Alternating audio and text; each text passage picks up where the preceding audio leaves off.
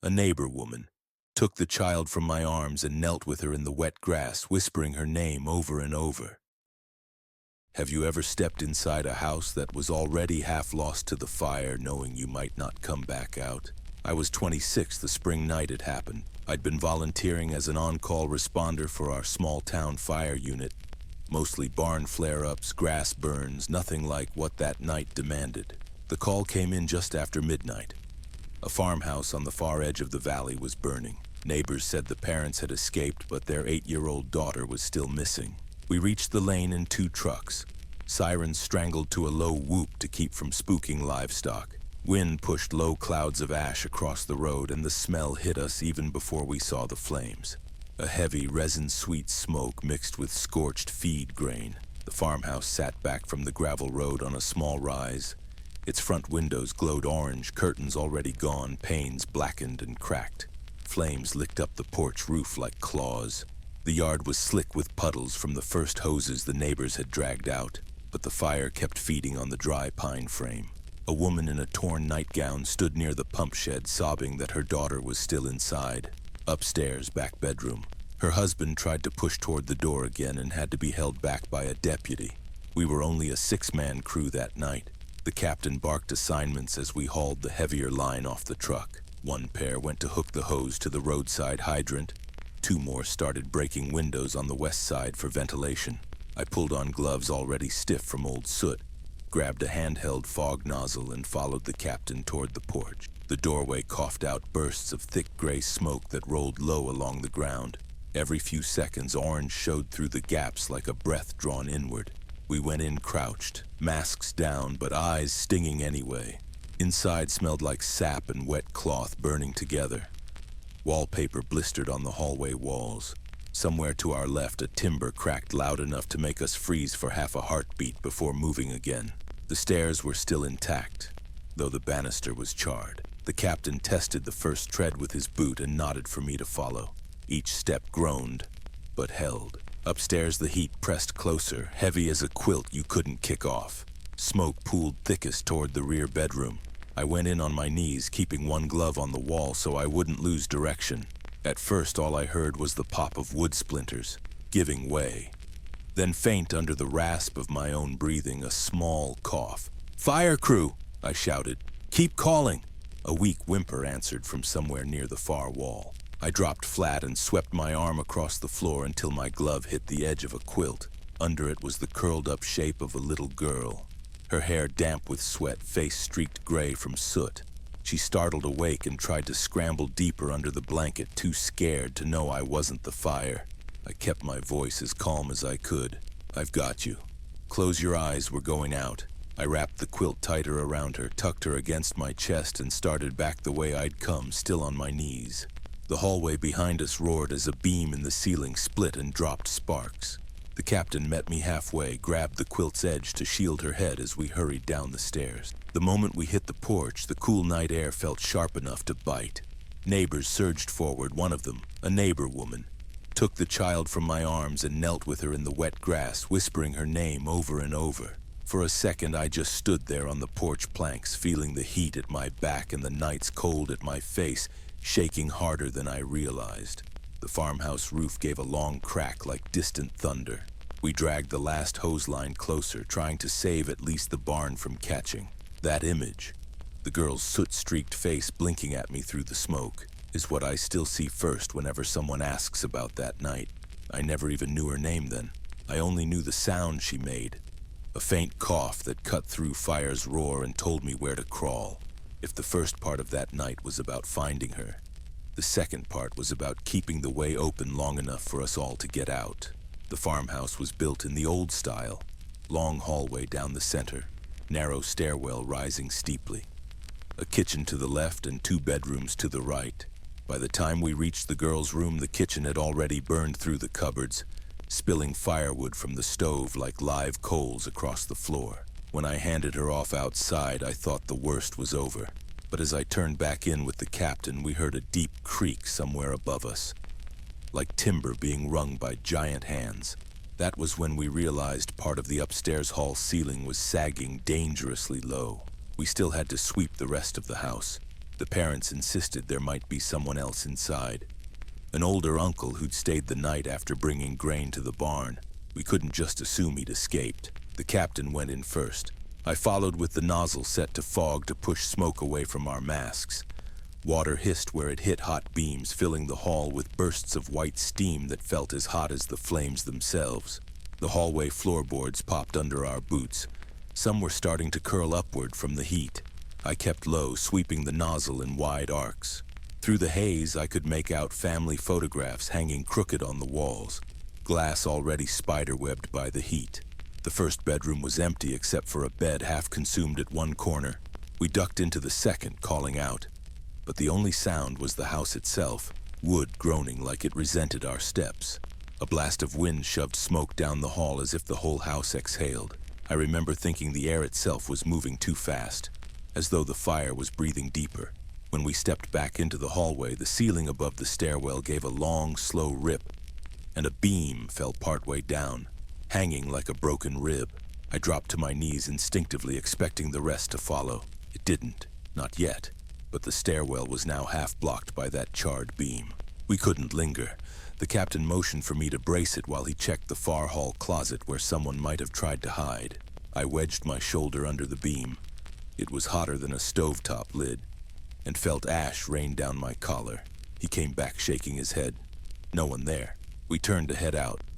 I stayed low, keeping one hand on the wall as I crawled backward toward the stairs so I wouldn't take my eyes off the beam. We reached the landing just as a fresh burst of orange leapt up the kitchen doorway, licking across the hall toward the stair banister. The captain swung the nozzle to cover it while I went first down the steps. The beam groaned above but held one last time.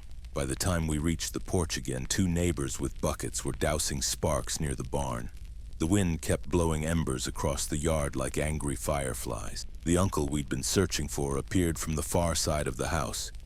He'd been helping a neighbor cut loose a panicked horse and hadn't even known we were inside looking for him. The captain just nodded at him. There was no sense in scolding a man who'd been saving an animal. We stayed another hour to keep the barn and shed wet, circling the place in turns, feeling the night's cold creep back under our gear each time we stepped out of the heat plume. The farmhouse itself was a loss. The roof collapsed inward before dawn, but the barn stood. The girl lived and the family still had their land to rebuild on. That second half of the night taught me that saving a life isn't always the end of danger. Sometimes the house itself tries to keep you for daring to take something back from it. The fire burned itself down by 3 in the morning, leaving only the faint hiss of wet timber and the distant call of a night bird from the ridge. We had done all we could. Hauled water, cut smoldering boards away from the barn wall, raked embers out of the dry grass near the fence line. By then the farmhouse roof had caved inward, a black skeleton of beams sticking up like ribs against the pale stars. The neighbors stood in small clusters wrapped in blankets, their faces streaked with soot that made their eyes look brighter. The girl we had carried out earlier was curled up in her mother's lap under a wool shawl, breathing slow but steady. I remember sinking down on an overturned water barrel near the porch steps. My gloves were stiff with dried steam, my shirt damp all the way to my skin from the sweat that had cooled in the night air. Every muscle in my arms trembled as if the weight of the girl was still there. The captain came over and handed me a tin cup of water that tasted faintly of smoke. He didn't speak for a while, neither did I. Sometimes silence feels like the only thing a night like that will accept. When the neighbors finally began to drift back to their own houses to rest, we stayed behind with the family. The barn was still warm to the touch in places, and the hayloft carried that sweet, singed smell of half-burned straw. I knew we couldn't relax yet. A single coal could undo everything we had saved. Sometime near 4, the mother rose to thank us. Her voice was hoarse but steady as she said, "You brought my daughter out of the dark." I couldn't think of any words to answer, so I only nodded. She pressed her shawl tighter around the little girl and carried her toward the barn, where they would stay until daylight. The captain and I walked a slow circle around what was left of the house. Our lantern light picked out the iron frame of a stove, the twisted remains of a bed frame, and the black outline of a doorway that led to nowhere now. We stopped at the foot of the stairwell. What had been the stairwell? A single charred beam still hung there, swaying slightly in the draft that funneled through the broken walls. "Strange thing," the captain said. "A house can be nothing but wood and nails, yet it feels alive enough to fight you." I thought of the way the ceiling had groaned and the beam had held just long enough for us to get through. "Or maybe it lets you go if you take care of its own," I said without meaning to. He gave a dry laugh and shook his head. "Maybe so." As the horizon began to gray, the wind shifted. It came gentler now, carrying the cold scent of the river and the promise of morning. The last of the embers on the porch steps sighed out into thin curls of smoke and then went dark. The girl woke once before sunrise and peered out from her mother's arms, eyes reflecting the lantern glow. She looked at me for a moment, then tucked her head back into the shawl and drifted to sleep again. That image has never left me. Her small face in the half-light, framed by ash-streaked curls, safe but still smelling faintly of the smoke that had almost claimed her. We left at first light, walking back along the rutted farm track with our gear slung heavy across our shoulders. Behind us, the barn doors opened to let in the dawn, and a thin column of smoke rose straight into the pale sky. It wasn't triumph I carried home from that night. It was something quieter. The memory of a child's breath against the collar of my jacket. The weight of her life pressed into my arms as the house cracked and burned around us. If ever I needed proof that courage is often just stubbornness in the face of fear, I found it that night crawling on my knees through burning halls to follow the sound of a coughing child. The morning after the fire never looked like morning should. The sky was pale and clear, but everything below it carried a gray hush that made it feel as if the night hadn't truly ended. The grass around the farmhouse was matted flat with damp ash, and the fence posts nearest the porch had black rings scorched into them as though marked by the fire's hands. We came back after breakfast with the captain's truck to help the family sift through what was left. The smell of wet smoke clung to the yard, half wood, half earth, all heavy. The little girl who had slept in her mother's arms was awake now. She stood near the barn doorway wearing a borrowed sweater that was far too big for her. I noticed how she kept rubbing the cuff of the sleeve against her cheek as if the softness of the wool still proved she was safe. I joined the captain in pulling loose beams from what had been the kitchen wall. Most of the wood was blackened but cool to the touch. Every so often we tossed aside a plank to reveal something familiar. The handle of a saucepan bent out of shape, a cracked glass jar of preserved peaches, a child's enamel cup with its paint blistered. The father worked quietly beside us, his face blank except when he recognized something. A warped photo frame, a handful of scorched coins from a drawer. Then his jaw would tighten for a heartbeat before settling back to its grim calm. By mid-morning, the sun had burned through the thin mist, lighting the ruins in sharp detail. I paused for water at the barn well and caught sight of my own reflection in the bucket. Eyes ringed red from smoke, hair still clumped with soot. I looked older than I had 2 nights before. The mother approached while I drank, carrying the child on her hip. She asked if we thought the foundation could be saved for rebuilding. I told her it was hard to say, that the inspectors would know better than we did. She nodded as if expecting no other answer. The girl peeked over her mother's shoulder at me with the solemn look children wear after a night of too much fear. Later we formed a small chain to pass out the last unburned bales of hay from the lower barn to a dry patch under the old elm tree. The work was slow but steady, each bale heavier from damp. As we stacked them, the captain said under his breath, "You never know which part of a night you'll remember most. The roar or the quiet after." I knew exactly what he meant. For me, it wasn't the flames that stayed sharp in my mind. It was the feel of the girl's small breath against my collar as we crawled under the cracking beam. That memory clung closer than the smoke. When the sun reached noon height, we stepped back from the ruin to eat bread and cheese offered by a neighbor who had walked over with a basket. We sat on a pair of unburned porch steps, chewing in silence while the rooster from the next farm crowed as if life insisted on carrying on. Before we left, I returned to the barn doorway one last time.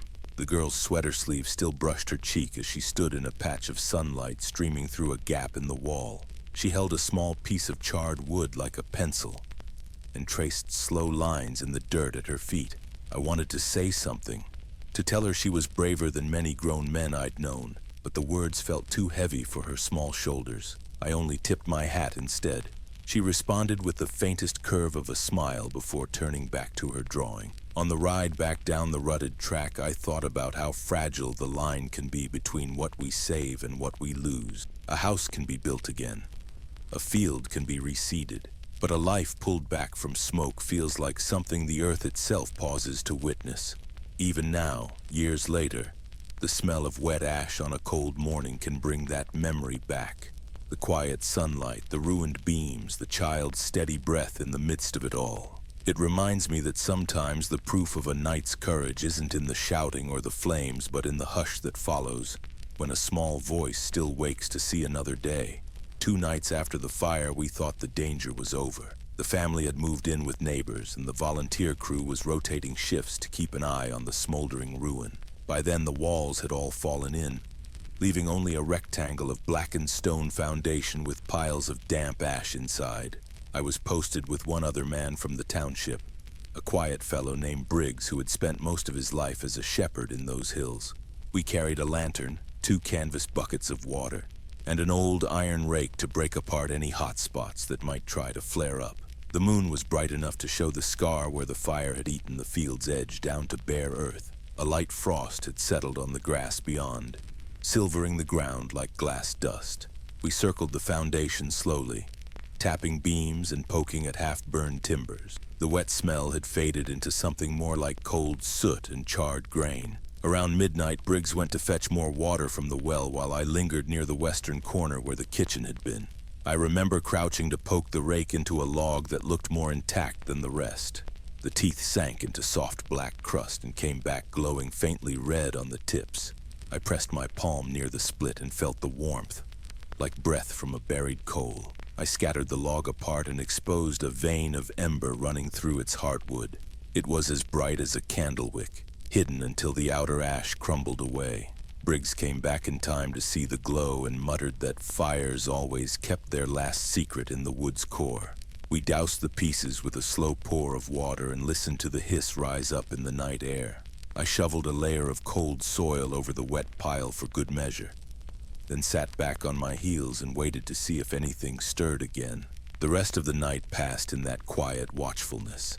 We took turns sitting on the porch steps that had survived the flames, lantern resting between our boots. I watched the stars blink through the barn's broken rafters, thinking about how quickly a night of flames could be reduced to smolder and ash, and how much longer it took to earn back trust in the safety of a place. Near dawn, as the eastern sky turned pale and the frost began to soften on the grass, Briggs and I heard a faint crackling sound, not from the ruin but from the pasture fence. We went to look and found a smudge of smoke rising where a fallen ember had rolled into a tuft of last year's dry weeds. It had waited all night for the breeze to wake it. We stamped it out together, Briggs grinding it under his boot heel while I soaked the spot with the last of our water. The patch of earth steamed in the dawn chill. That tiny stubborn ember taught me more about vigilance than the raging fire had. When the morning shift came to relieve us, the captain walked a slow circle around the blackened footprint of the house. He paused by the smothered log pile I had uncovered and nodded once without speaking. That single nod felt like the only commendation worth having. Before leaving, I looked once more at the porch steps where the girl had stood drawing in the dirt. A thin beam of sunrise fell through a gap in the roof and lit the ash-streaked boards, almost as if the house itself was bowing to the new day. We handed off the buckets and raked to the next watch and trudged down the frozen lane. The frost crunched under our boots, the sky washed clean and cold above the fields. Even now, years later, whenever winter frost sparkles on the ground at first light, I remember that ember in the log and the smoke on the fence line. Fire seldom ends in a single night. It waits, it lingers, and it tests whether you are willing to keep watch until the very last breath of heat is gone. By the following week, the farmhouse was no longer smoldering, but the smell of charred timber still lingered like a shadow over the field. The owners, a young couple and their little girl, came back to walk the site with the insurance man. I was asked to be there as part of the volunteer crew in case the ashes still hid any hot spots. The girl carried a small cloth bag clutched to her chest as though it held treasure. She stopped by the porch steps that were still standing and crouched there with a solemn look on her face. The bag held her marbles and a stub of chalk. She started drawing shapes on the surviving step as if the house's ghost might be watching. I stood off to one side with a rake in my hand and tried not to intrude on their grief. The father asked about the ember we had uncovered on the second night, and I showed him the pile near the western corner. He crouched and picked up a blackened shard of wood, turning it in his fingers. "Lucky you found it," he said quietly. "Wouldn't have wanted that to wake up again while we were gone." The inspector made his notes and gave the family a list of things to clear before rebuilding. The foundation was sound, the well water still clean, the barn roof salvageable. That news put a faint light back into the mother's tired face. When the others moved on to check the barn, I stayed behind with the girl as she kept drawing on the step. She drew a stick figure holding a round shape that might have been a lantern. I asked her who it was. "That's you?" she said without looking up. "And that's the light you brought." I felt my throat tighten at her words and had to glance away toward the frosted field. We helped the family pile up what could still be saved. A box of dishes barely chipped, a metal trunk with linens that smelled only of smoke, and a few picture frames with warped but unburned photos. The rest was only ash and twisted nails. That afternoon, when the sun sank behind the bare trees, the farmhouse ruin looked almost peaceful. The snow that had threatened the night of the fire had finally fallen in thin patches, lying white on the black beams like a promise that winter would cover the scar for a while. Driving home that evening in the township truck, I watched the horizon in the side mirror. The ruined house stood small against the field but seemed to hold the whole weight of the season. Years later, I passed that same road with my grown son riding beside me. The farmhouse had been rebuilt, 2 stories. Now, painted a warm yellow with a swing on the porch. I slowed the truck and pointed it out. He asked what was special about that house, and I told him only that it had once burned but had chosen to stay standing. That night I pulled out an old shoebox where I keep photographs and small tokens of my years as a volunteer. Among the pictures was a faded sketch done in chalk on paper. Shapes that looked like a stick figure and a round lantern. The girl's mother had found it weeks after the fire and sent it to me with a note of thanks. Holding that picture, I realized how certain nights in a man's life leave marks you cannot wash away. Not because of what you lost, but because of what you kept safe. The farmhouse no longer smelled of smoke, and the fields had long since grown green again. Yet whenever the winter air carries the faint scent of wood smoke, I still see that chalk lantern glowing on the step. Some memories live longer than the flames that made them. The winter after that fire turned out to be one of the longest I can remember. Heavy snows came early in December and stayed late into March, blanketing the fields so thickly that fences and stumps disappeared under white drifts. Most evenings I'd finish my shift at the mill and walk past the ridge road that led to the rebuilt farmhouse.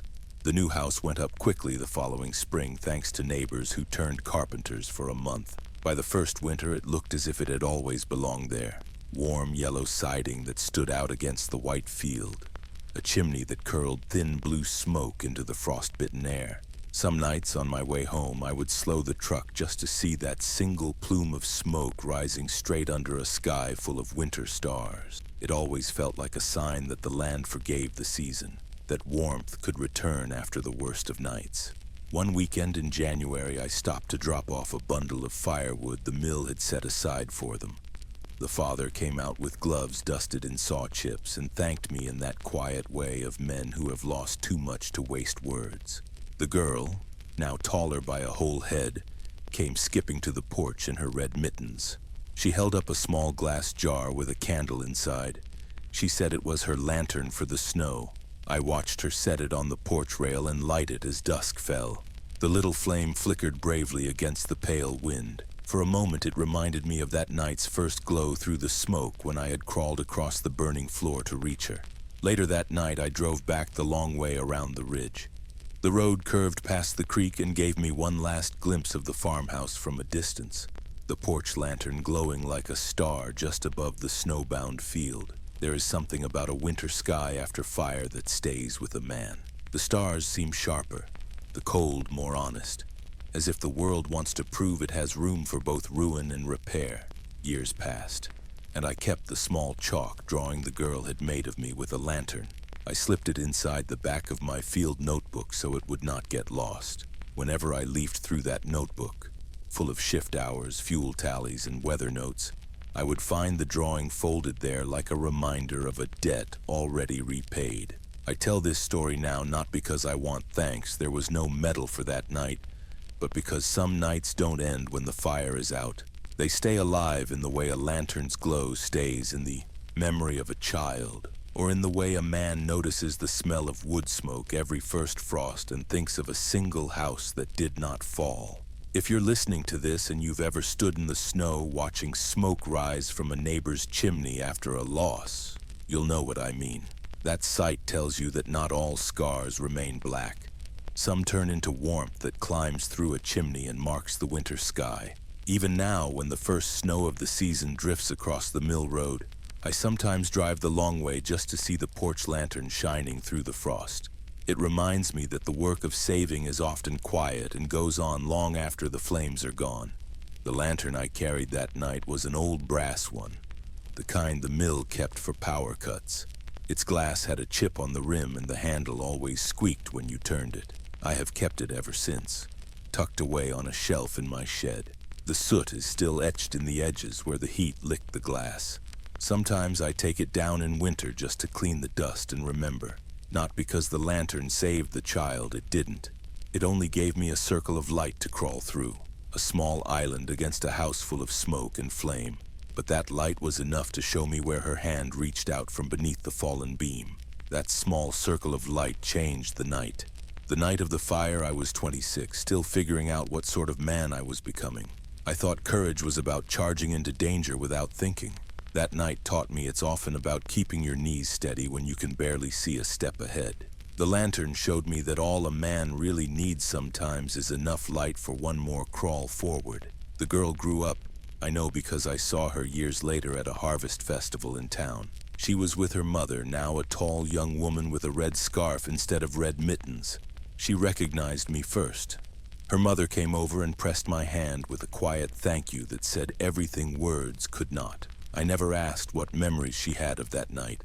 Children remember fires differently, but when she smiled, it reminded me of the moment she had whispered, "I see you," while I was still on my knees in the smoke. I have thought about that farmhouse often. The new one stands solid now, and I still drop off bundles of scrap wood when the winter gets long. They never asked for more than that. Some neighbors still call me Lantern Man, though usually as a jest when the nights get dark early. I take the teasing easily.